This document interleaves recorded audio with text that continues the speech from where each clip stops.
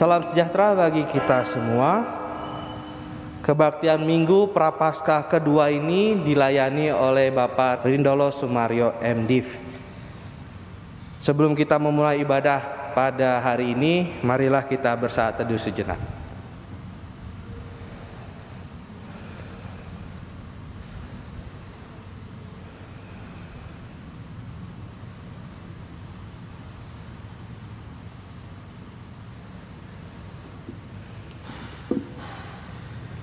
Saat teduh saya sudahi.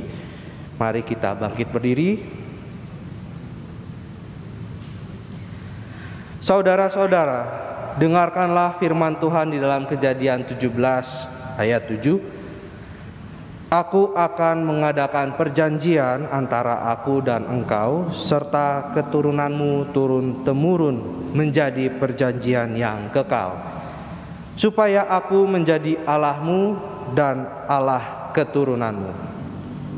Dimuliakanlah namamu ya Allah yang setia.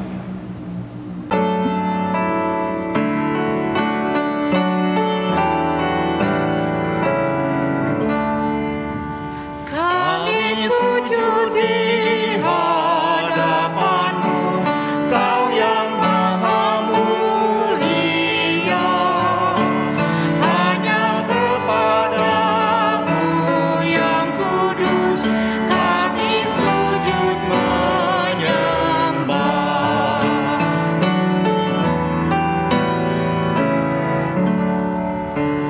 Raja saudara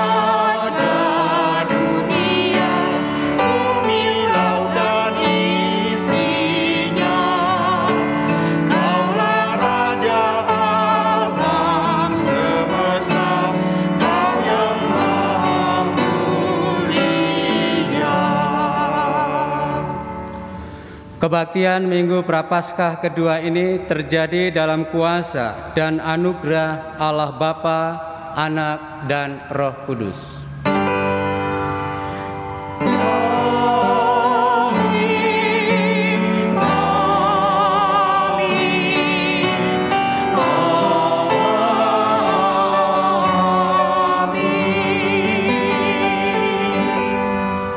Damai Tuhan menyertai saudara-saudara sekalian. Dan menyertai saudara juga. Jemaat silakan duduk. Saudara-saudara yang terkasih, di Minggu Prapaskah kedua ini kita akan bersama-sama merenungkan dan menghayati tema harga mengikut Yesus. Melalui tema ini kita diingatkan kembali tentang misi yang Yesus lakukan, yang penuh dengan resiko yang besar, yaitu penderitaan, ditolak, dihina, dan bahkan mati, kemudian bangkit. Melalui pengorbanan Kristus, kita didorong untuk menyangkal diri, memikul salib, dan terus mengikutnya dengan setia.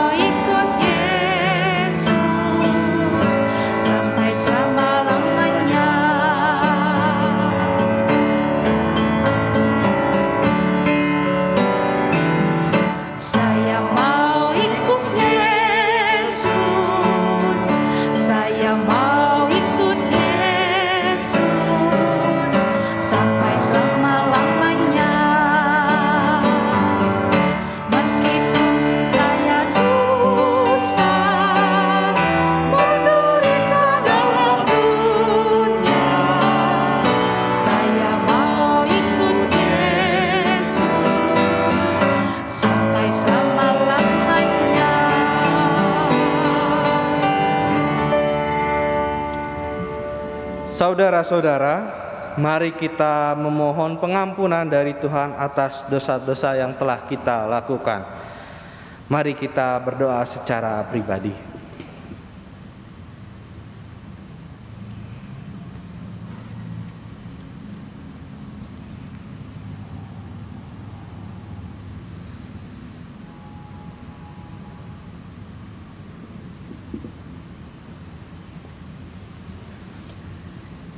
Ya Tuhan kami,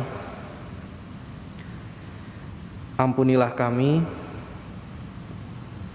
yang takut dan gentar untuk dapat menyatakan diri kami sebagai pengikut Kristus, dan kami hanyut dalam godaan dunia. Ampunilah kami, ya Tuhan. Kami juga sering mengabaikan firman-Mu dan lebih memilih mendengarkan dan melakukan perbuatan yang tidak menunjukkan kami sebagai murid-murid-Mu.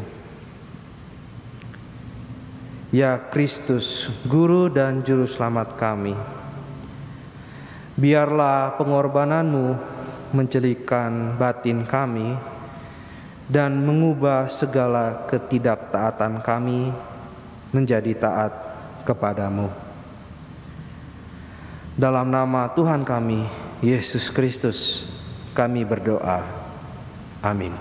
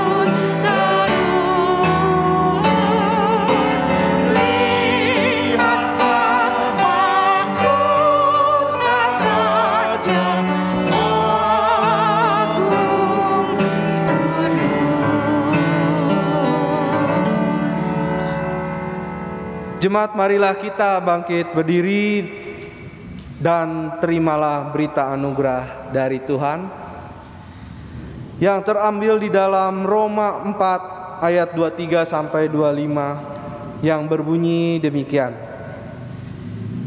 Kata-kata ini, yaitu hal ini diperhitungkan kepadanya, tidak ditulis untuk Abraham saja, tetapi ditulis juga untuk kita, sebab kepada kita pun Allah memperhitungkannya, karena kita percaya kepada Dia yang telah membangkitkan Yesus Tuhan kita dari antara orang mati, yaitu Yesus yang telah diserahkan karena pelanggaran kita dan dibangkitkan karena pembenaran kita.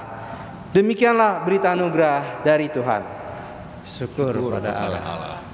Marilah kita menyatakan damai kita dengan saling mengucapkan salam damai.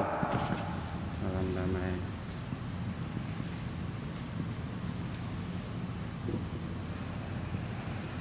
Mari dengan sukacita kita sambut anugerah yang Tuhan berikan kepada kita dengan menyanyikan Mazmur 22.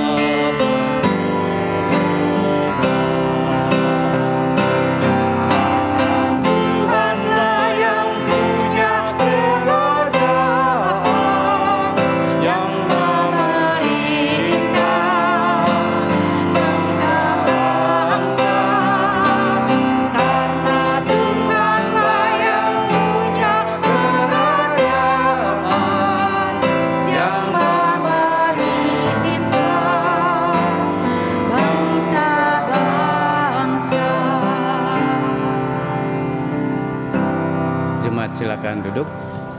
Baik Bapak Ibu dan Saudara, mari kita tundukkan kepala, kita berdoa. Ya Tuhan, pada pagi hari ini sungguh kami bersyukur karena Tuhan berkenan memanggil kami untuk kami boleh berkumpul bersama-sama, untuk kami boleh mendengarkan apa yang Tuhan mau sampaikan melalui kebenaran firman-Mu. Biarlah firman-Mu yang akan kami baca, yang akan kami renungkan, sungguh-sungguh menjadi bagian di dalam kehidupan kami, dan firman-Mu yang akan terus mempengaruhi perjalanan kehidupan kami hari-hari mendatang. Kiranya Allah Roh Kudus yang mempersiapkan kami semua, supaya firman ini bukan berlalu begitu saja, tetapi benar-benar menjadi berkat bagi kami. Khususnya untuk hamba-Mu, biarlah Tuhan juga yang mengurapinya. Berfirmanlah kepada kami ya Tuhan, karena kami siap untuk mendengar dan melakukannya. Di dalam Yesus Kristus, firman yang hidup, kami berdoa. Amin. Mari kita membuka Alkitab kita yang diambil dari Injil Markus pasal 8 ayat 31 sampai ayat yang ke-38. Injil Markus pasal 8 ayat 31 sampai 38, demikian bunyi firman Tuhan. Pemberitahuan pertama tentang penderitaan Yesus dan syarat-syarat mengikut Dia. Kemudian mulailah Yesus mengajarkan kepada mereka bahwa anak manusia harus menanggung banyak penderitaan dan ditolak oleh tua-tua, imam-imam kepala dan ahli-ahli Taurat, lalu dibunuh dan bangkit sesudah 3 hari. Hal ini dikatakannya dengan terus terang. Tetapi Petrus menarik Yesus ke samping dan menegur Dia. Maka berpalinglah Yesus dan sambil memandang murid-muridnya, Ia memarahi Petrus, katanya, "Nyahlah iblis, sebab engkau bukan memikirkan apa yang dipikirkan Allah, melainkan apa yang dipikirkan manusia." Lalu Yesus memanggil orang banyak dan murid-muridnya dan berkata kepada mereka, "Setiap orang yang mau mengikut aku, ia harus menyangkal dirinya, memikul salibnya dan mengikut aku. Karena siapa yang mau menyelamatkan nyawanya, ia akan kehilangan nyawanya. Tetapi barang siapa kehilangan nyawanya karena aku dan karena Injil, ia akan menyelamatkannya. Apa gunanya seorang memperoleh seluruh dunia, tetapi ia kehilangan nyawanya? Karena apakah yang dapat diberikannya sebagai ganti nyawanya? Sebab barang siapa malu karena aku dan karena perkataanku di tengah-tengah angkatan yang tidak setia dan berdosa ini, Anak Manusia pun akan malu karena orang itu apabila ia datang kelak dalam kemuliaan Bapa-Nya, diiringi malaikat-malaikat kudus." Demikianlah Injil Yesus Kristus. Yang berbahagia ialah mereka yang mendengarkan firman Tuhan dan yang memeliharanya. Hosiana.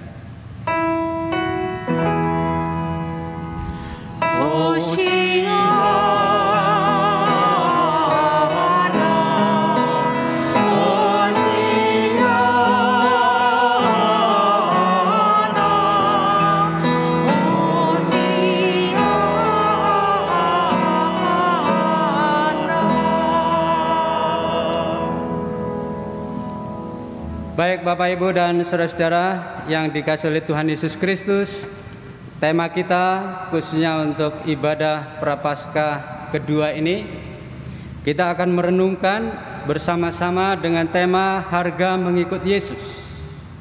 Harga mengikut Yesus. Di luar sana banyak orang berpikir bahwa menjadi orang Kristen itu enak, gampang, mudah, dan simpel banget katanya. Tinggal percaya saja, dia selamat. Enak banget. Dia jadi anak Allah. Dia menjadi warga kerajaan Allah. Malah Yesus sendiri pernah berkata, "Mintalah, ketoklah, carilah, maka kamu akan mendapat. Ketoklah, maka pintu akan dibukakan kepadamu." Dan seringkali ada sebagian orang Kristen juga senang sekali dengan ayat Yohanes 10 ayat 10. "Aku datang supaya kamu mempunyai hidup dan mempunyai dalam segala kelimpahan." Waduh, senang sekali. Jadi orang Kristen hidupnya berkelimpahan dan seterusnya dan seterusnya. Rupa-rupanya pemahaman yang demikian, kalau kita renungkan di dalam tema kita, bertolak belakang, tidak sinkron. Ternyata apa yang dipikirkan oleh sebagian orang bahwa mengikut Yesus itu mudah dan gampang, ternyata sebenarnya tidak. Tidak semudah yang diucapkan. Tidak sederhana yang dipikirkan. Jadi bukan hanya sekedar percaya, tetapi menjalani hidup bersama dengan Yesus itu yang menjadi persoalan, dan itu yang berat. perlu pengorbanan, perlu proses waktu yang begitu lama, ada harga yang harus dibayar, dan seterusnya. Baik Bapak Ibu dan saudara-saudara yang saya kasih dalam Tuhan Yesus Kristus, teks ini kalau Bapak Ibu dan saudara-saudara mencermati, itu kira-kira begini, ya. Sebelum Yesus masuk di dalam pelayanan, Yesus dibaptis oleh Yohanes Pembaptis di Sungai Yordan. Ketika dibaptis, Yesus mulai pelayanan, mengajar, memberitakan Injil, melakukan mujizat, dan seterusnya, dan seterusnya. Kemudian sebelum Yesus itu dimuliakan di atas gunung, Yesus memberikan pengajaran dalam teks ini. Pengajaran apa? Pengajaran tentang penderitaan Yesus dan syarat-syarat mengikut Yesus. Setelah mengajar itu, kemudian Yesus naik di gunung, lalu mengalami kemuliaan Allah. Setelah naik di atas gunung, Yesus turun. Setelah turun, Yesus melakukan pelayanan, kemudian masuk dalam penderitaan. Masuk di dalam penderitaan, Yesus menjalani jalan salib, lalu mati di atas kayu salib, ditinggikan, kemudian dikuburkan 3 hari, kemudian naik, bangkit. Setelah bangkit, Yesus menyatakan diri, aku bangkit, selama 40 hari. Setelah 40 hari, Yesus naik ke surga, dan 10 hari kemudian Roh Kudus turun. Itulah hari Pentakosta. Jadi saat ini kita akan melihat sebelum Yesus dimuliakan di atas gunung, yaitu Yesus memberikan pengajaran ini. Bapak, Ibu, dan saudara, teks ini kalau saya perhatikan, rupa-rupanya berbicara tentang 2 teologi. Teologi sukses dan teologi salib. Kalau kita perhatikan, saya pakai istilah teologi. Teologi sukses atau teologi kemakmuran dan teologi salib. Teologi sukses itu diwakili oleh Petrus. Bisa dikatakan begitu. Ketika Yesus mengajar bahwa anak manusia harus mengalami penderitaan, anak manusia harus menjalani yang artinya penolakan, lalu mati di atas kayu salib. Itu yang Yesus ajarkan kepada para murid sebelum Yesus dimuliakan di atas gunung. Rupa-rupanya pengajaran yang Yesus sampaikan ini tidak berkenan bagi hati Petrus, karena Petrus punya pemahaman lain. Ya, apa yang Petrus pahami? Yang Petrus pahami itu persis seperti orang Israel pahami, bahwa ketika Mesias datang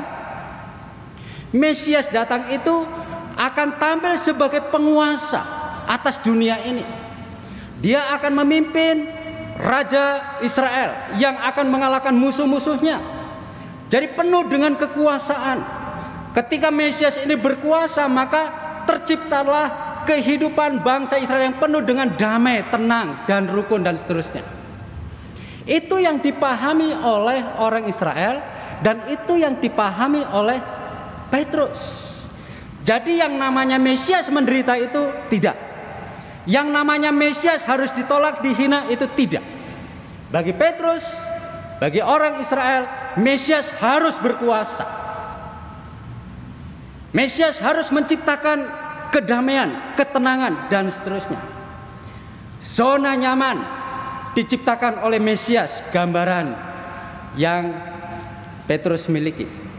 Di situ ada kesenangan, di situ ada kekuasaan, di situ ada keselamatan, kenikmatan dunia, rasa aman, dan seterusnya, dan seterusnya. Makanya ketika Yesus mengajarkan tentang Mesias yang menderita atau teologi salib, bertolak belakang dengan Petrus. Makanya Petrus katakan, apa itu? Marahi Yesus, kira-kira begitu. Menarik Yesus, bukan begitu, kata. Mesias yang benar itu bukan begitu. Ini menurut konsep Petrus. Tetapi Yesus katakan tidak. Mesias yang sesungguhnya adalah Mesias harus menjalani yang namanya jalan salib. Dan Yesus marah di situ kepada Petrus.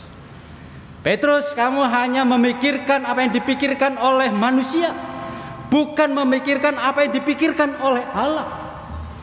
Disinilah Yesus menjelaskan tentang visi misi Allah untuk dunia ini.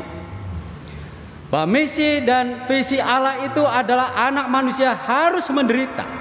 Anak manusia harus menjalani jalan salib dan mati di atas kayu salib itu. Untuk apa? Untuk penebusan dan keselamatan umat Israel secara khusus dan umat manusia pada umumnya. Jadi visi Allah itu sangat jelas. Tidak ada penebusan, tidak ada keselamatan tanpa ada pengorbanan. Tidak ada keselamatan, tidak ada penebusan dosa tanpa ada jalan salib. Itulah misi Allah. Bapak, Ibu, dan saudara yang saya kasih dalam Tuhan.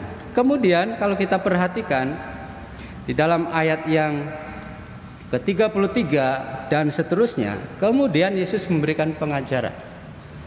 Pengajaran ini khusus bukan hanya murid, tetapi orang-orang yang mau mengikut Yesus.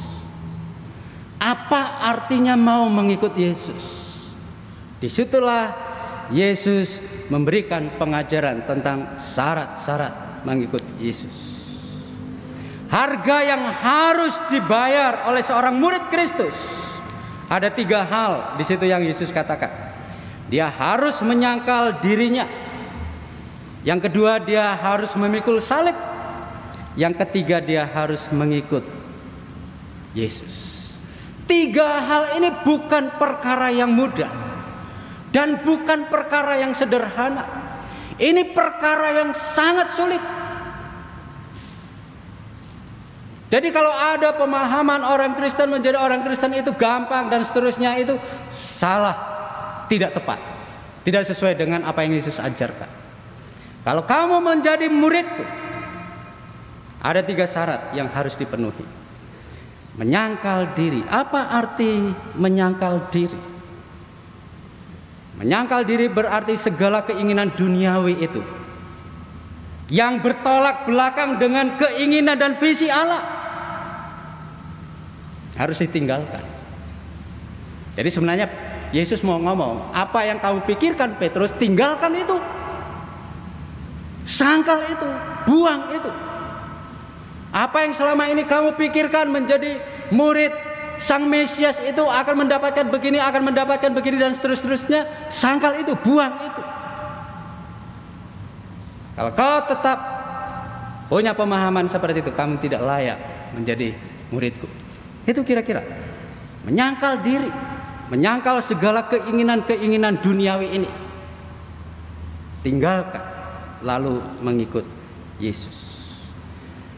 Bapak, Ibu, dan saudara-saudara, dalam perkara ini, di dalam perumpamaan-perumpamaan yang Yesus ajarkan itu banyak. Ada orang yang mau mengikut Yesus, saya mau pamitan dulu dengan orang tua. Saya harus urus ini dulu karena saya baru menikah. Saya mau urus lembu sapi saya karena saya baru beli, dan seterusnya dan seterusnya. Banyak alasan. Harus katakan, kalau kamu masih terikat dengan yang seperti itu, berarti belum menyangkal diri. Kamu tidak layak menjadi muridku. Banyak hal-hal yang Yesus ajarkan tentang itu. Itu hal menyangkal diri. Lalu yang kedua, memikul salib. Dalam Yohanes 15 ayat 15 sampai ayat yang ke-20, Yesus sudah ngomong dengan tegas kepada para murid. Kalau dunia membenci aku, kamu pun akan mengalami hal yang sama. Kamu akan ditolak, kamu akan dibenci, kamu akan dianiaya, bahkan kamu juga akan disalibkan. Seperti yang dialami oleh Petrus, kan disalibkan dengan kepala terbalik. Karena dunia sudah memperlakukan itu kepadaku. Yesus sudah mengajarkan begitu. Itulah arti memikul salib. Saya teringat dengan memikul salib ini. Waktu zamannya Bapak SBY menjadi presiden, itu marak sekali dengan peristiwa kasus sweeping KTP. Ya, sweeping KTP. Yang melakukan sweeping itu berbaju jubah putih. kedapatan KTP-nya Kristen, wah ditabok, persekusi, dianiaya dan seterusnya. Banyak itu kasus terjadi. Sampai akhirnya ada sebagian kecil orang Kristen yang barangkali menyembunyikan identitasnya. Itu baru kasus WP. Bapak Ibu yang saya kasih dalam Tuhan Yesus Kristus, ada contoh Bapak gereja di abad yang kedua, itu yang namanya Polikarpus. Polikarpus ini adalah seorang uskup melayani di jemaat Smyrna. Polikarpus ini adalah murid langsung dari Yohanes. Ya, Yohanes itu gurunya. Nah, guru Yohanes itu Yesus Kristus. Jadi bisa dikatakan Yesus Kristus, Yohanes, Polikarpus. Ini generasi kedua, kira-kira begitu. Polikarpus waktu dia pulang dari Roma, di tengah jalan ditangkap oleh tentara Roma. Kemudian sang kaisar memberikan ultimatum kepada Polikarpus. Sangkali Yesusmu, maka kamu akan selamat. Sampai 3 kali kaisar itu memberikan kesempatan kepada Polikarpus supaya menyangkali Yesus. Lalu Polikarpus yang sudah usia 125 tahun itu, dia ngomong begini, mana mungkin Yesus yang sudah setia menyertai hidupku selama 86 tahun, saya menyangkali dia. Dan pada akhirnya Polikarpus mati dibakar sebagai martir. Itu peristiwa di abad yang kedua. Memikul salib bukan perkara yang mudah. Bukan perkara yang mudah. Kalau Bapak Ibu lihat kesaksian-kesaksian anak-anak Tuhan di daerah-daerah yang sangat sulit, apakah itu di Iran, apakah itu di Irak, ataukah di Cina, dan juga di sebagian di daerah Afrika, begitu mengerikan. Keluarga dieksekusi mati karena salib, percaya kepada Kristus. Itu tidak mudah. Kita sangat bersyukur sekali di Indonesia tidak terjadi seperti itu. Itu yang kedua. Yang ketiga adalah mengikut Yesus. Nah, mengikut Yesus ini proses. Prosesnya lama. Mengikut Yesus berarti meneladani gaya hidup Yesus sepanjang kehidupan. Mengikut Yesus berarti melakukan apa yang Tuhan kehendaki sampai Tuhan panggil. Hidup bersama-sama dengan Yesus sampai Tuhan panggil. Ini enggak mudah. Kenapa? Karena waktunya panjang. Waktunya begitu lama. Waktu yang panjang, waktu yang lama itu kita akan menghadapi apa artinya susah hidup itu. Apa artinya menghadapi sakit penyakit itu. Apa artinya mengalami resesi ekonomi. Apa artinya menghadapi pergumulan persoalan hidup. Ketika menghadapi seperti itu, apakah tetap setia mengikut Yesus atau tidak?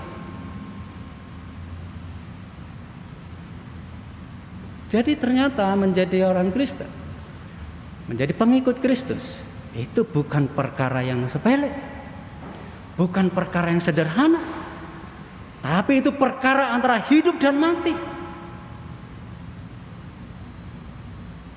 Bapak, Ibu, dan saudara-saudara yang saya kasih dalam Tuhan Yesus Kristus, kesaksian Alkitab begitu banyak. Apa yang dialami oleh Petrus, apa yang dialami oleh Paulus, dan seterusnya dan seterusnya. Itulah kira-kira teks mengajarkan kepada kita tentang hal itu. Jadi Yesus mau mengatakan bahwa mau menjadi muridku bukanlah mudah. Sampai Yesus katakan, kalau serigala mempunyai liang, burung mempunyai sarang, aku tidak mempunyai tempat. Itu kan berbicara tentang apa? Tentang penderitaan, tentang kesusahan hidup ketika mengikut Yesus dengan sungguh-sungguh. Bapak, Ibu, dan saudara, Apa yang kita bisa pelajari dari tema kita?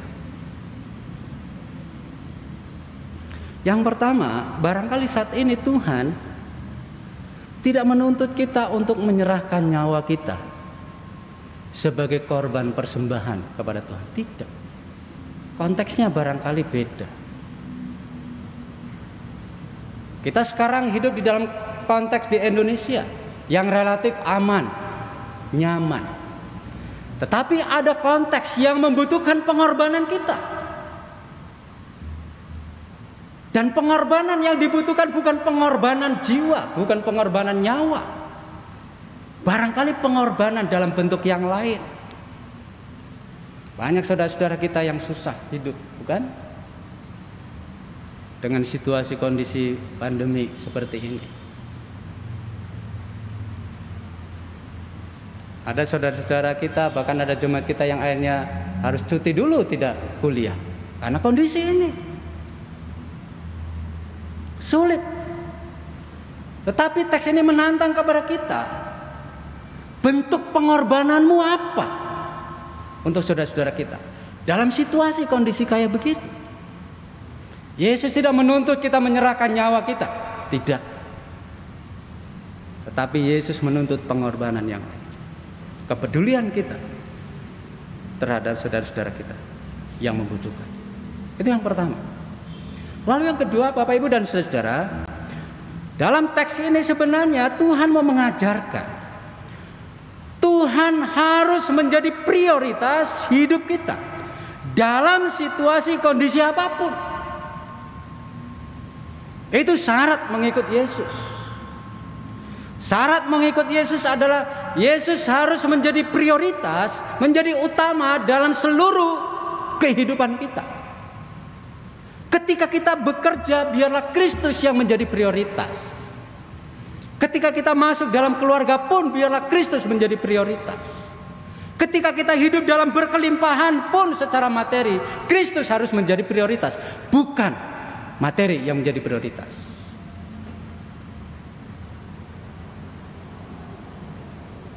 Ketika hobi kita menyingkirkan Kristus, Kristus katakan, kau tidak layak menjadi muridku. Ketika pekerjaan kesibukan kita menyingkirkan posisi Yesus, Yesus katakan, kau tidak layak menjadi muridku.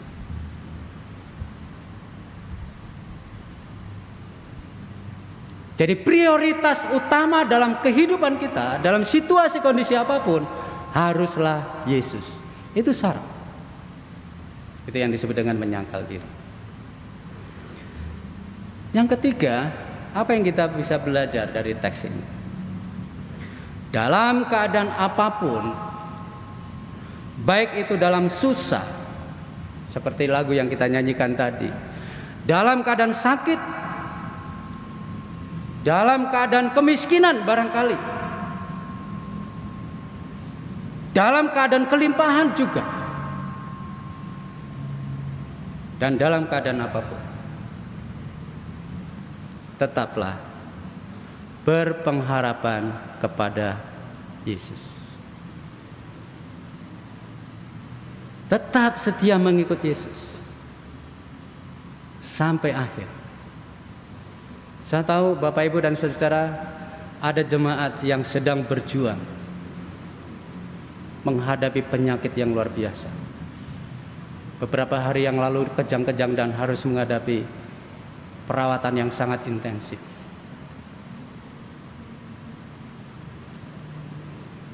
Dan jemaat ini terus berpengharapan kepada Tuhan,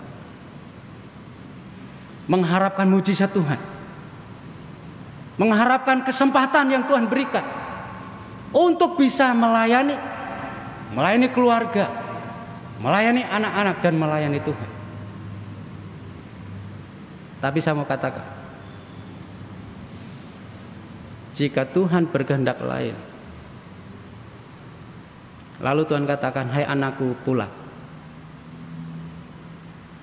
Jika Tuhan menghendaki Anda pulang karena sakit penyakit itu, dan saudara tetap berpengharapan kepada Tuhan, Di tengah-tengah perjuangan sakit penyakit itu, tak henti-hentinya terus berpengharapan kepada Tuhan. Dan akhirnya masuk pada titik, sama katakan, saudara adalah pemenang kehidupan. Karena saudara telah mengakhiri kehidupan ini dengan iman, setia sampai mati, meskipun melalui sakit penyakit itu.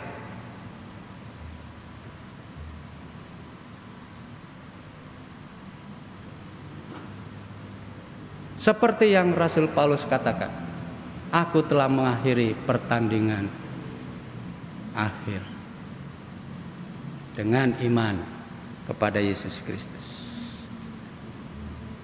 Jadi jangan kecil hati, tetap semangat. Apapun situasi kondisi kita, sesulit apapun, tetap setia mengikut Yesus. Itu yang Tuhan mau.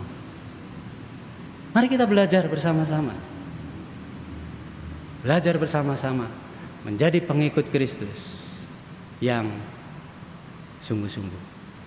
Kiranya firman Tuhan ini menguatkan kita semua, memberikan semangat kita semua, supaya dalam keadaan kondisi apapun kita tetap mengikut Yesus. Tuhan memberkati. Amin. Mari kita saat teduh.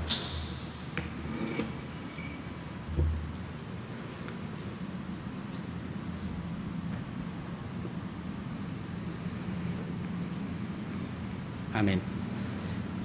Kita akan mendengarkan persembahan pujian dari paduan suara wilayah Cimahi.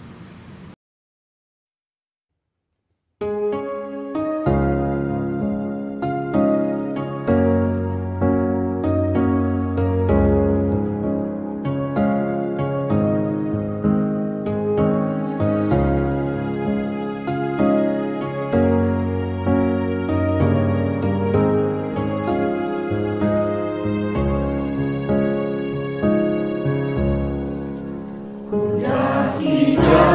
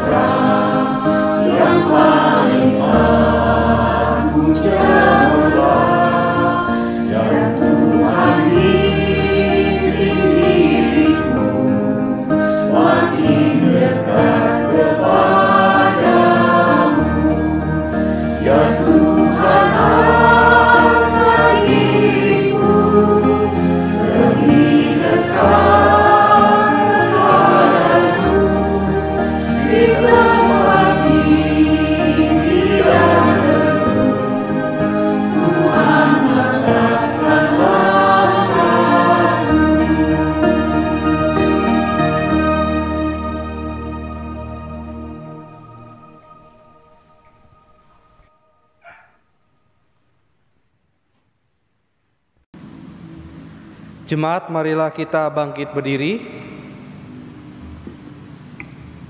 Marilah kita bersama-sama mengucapkan pengakuan iman rasuli yang berbunyi demikian.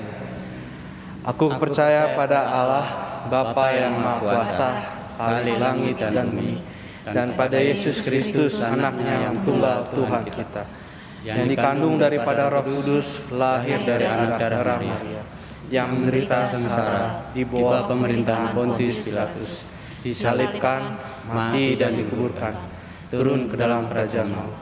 Pada hari yang ketiga, bangkit pula dari antara orang mati, naik surga, duduk di sebelah kanan Allah, Bapa yang Maha Kuasa, dan dari sana Ia akan datang untuk menghakimi orang yang hidup dan yang mati.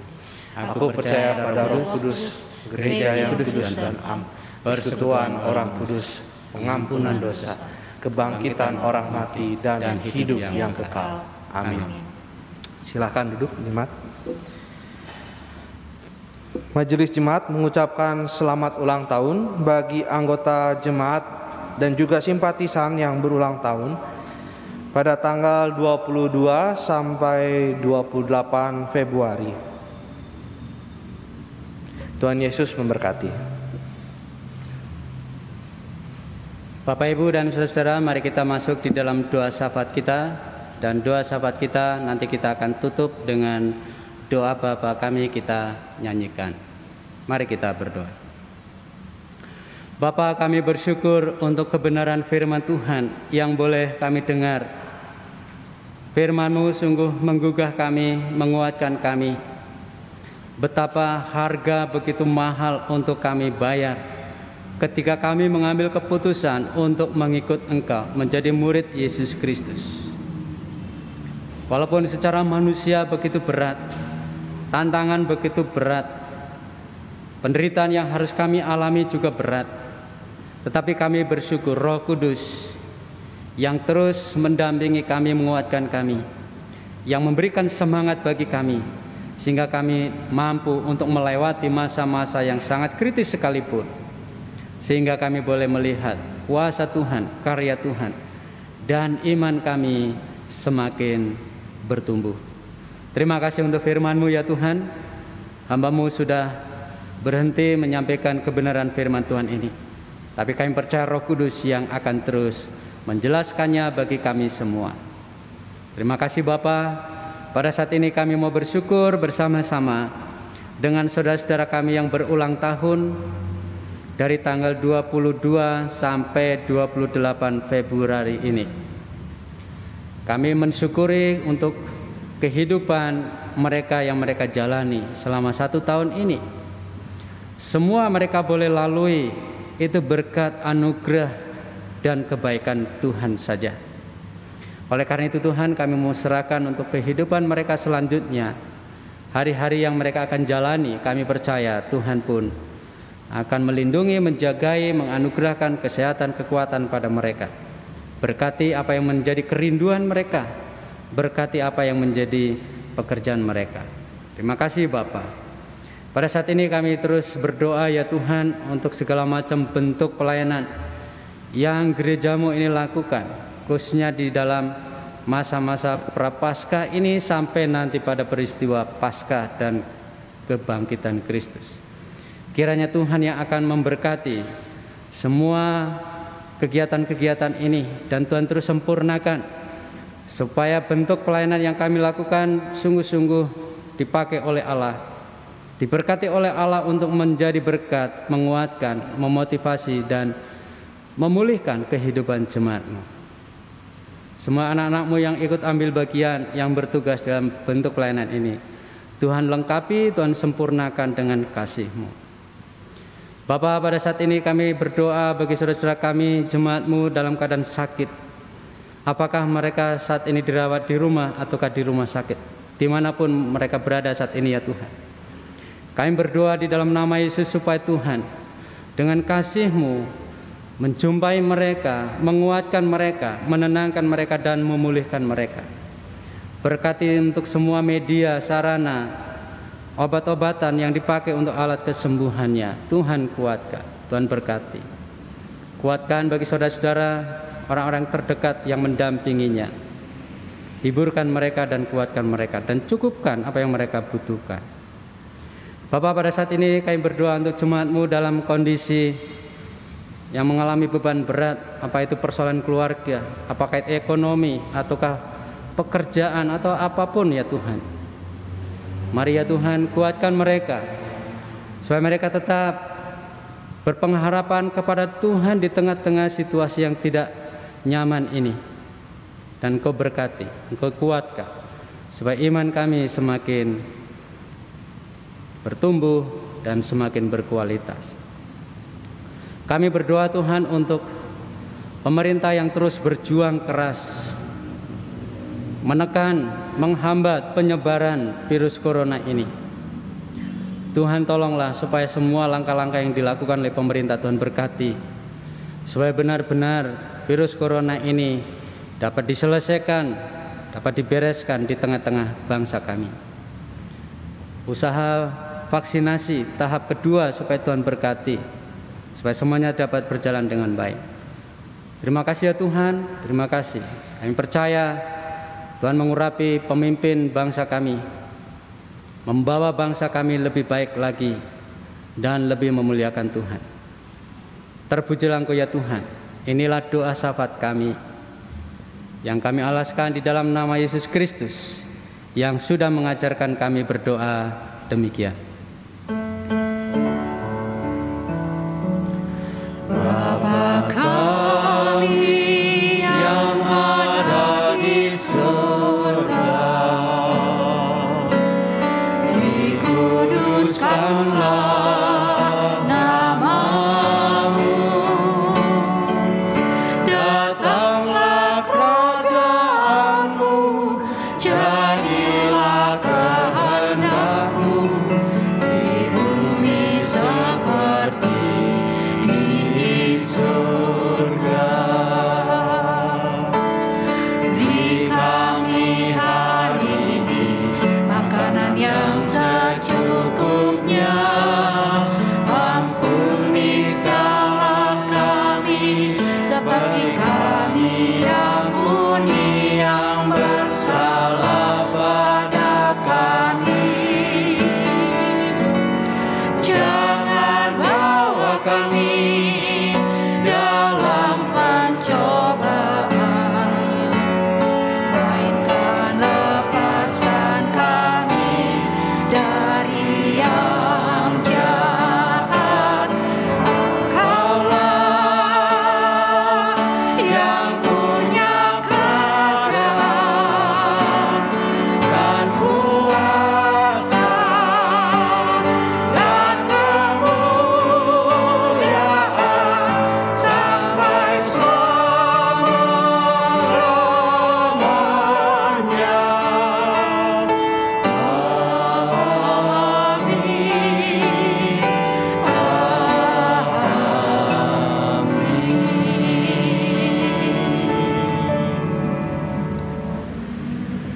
Marilah kita membawa persembahan kita kepada Tuhan dengan mengingat firman-Nya di dalam Mazmur 136 ayat 26. Bersyukurlah kepada Allah semesta langit, bahwasannya untuk selama-lamanya kasih setianya. Seraya mempersembahkan persembahan kita secara online, kita menyanyikan Aku Melangkah ke Rumah Tuhan.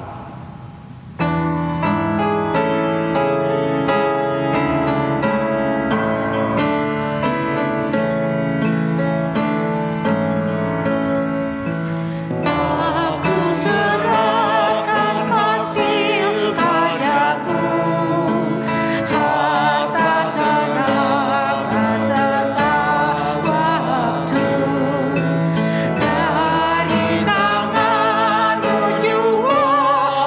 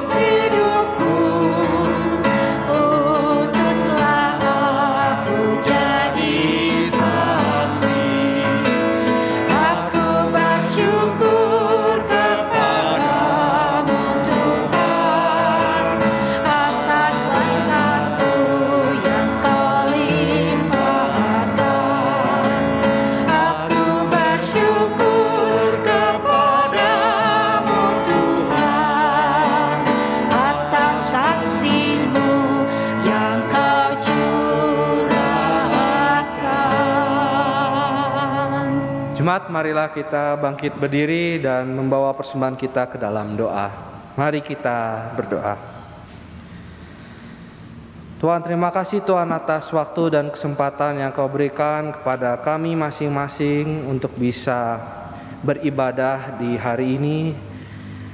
Pada kesempatan hari ini kami mempersembahkan dengan kerendahan hati ucapan syukur kami. Kiranya Engkau memberkati setiap persembahan yang telah terkumpul, dan Engkau juga memberkati setiap tangan-tangan yang akan mengelola persembahan ini di gereja ini Tuhan, melalui komisi-komisi bidang-bidang. Kiranya Engkau yang memberkati sehingga nama Tuhan saja yang dipermuliakan. Terlebih lagi Engkau ajarkan kami untuk bisa mempersembahkan hidup kami sebagai persembahan yang hidup, yang berkenan di hadapan Tuhan. Terima kasih Tuhan atas semuanya. Di dalam nama Tuhan kami Yesus Kristus kami berdoa. Amin.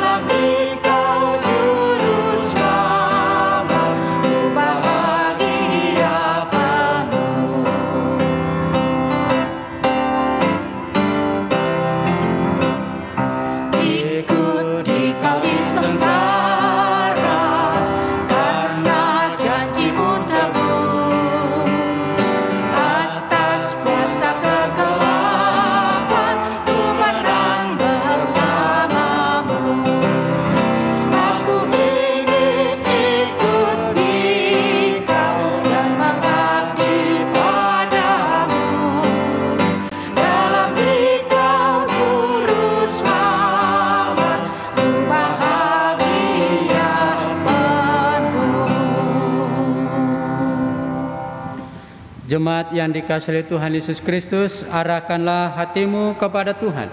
Kami mengarahkan hati kami kepada Tuhan. Jadilah saksi Kristus.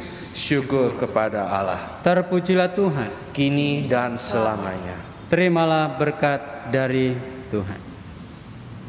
Kiranya kasih karunia dari Allah Bapa, sumber dari segala berkat, kasih dari Yesus Kristus, pertolongan dan bimbingan dari Allah Roh Kudus, menyertai kita sekalian dari saat ini sampai selama-lamanya. Amin.